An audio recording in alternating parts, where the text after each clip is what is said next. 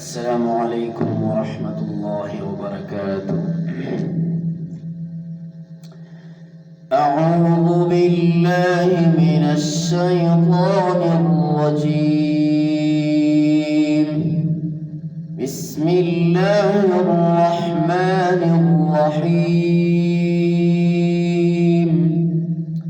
تبارك الذي جعل في السماء بروجا وجعل فيها سراجا وقمرا منيرا، وهو الذي جعل الليل والنهار خلفة لمن أراد أن يذكر أو أراد شكورا.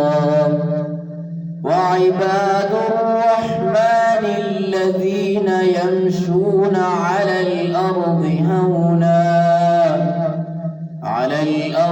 هونا وإذا خاطبهم الجاهلون قالوا سلاما.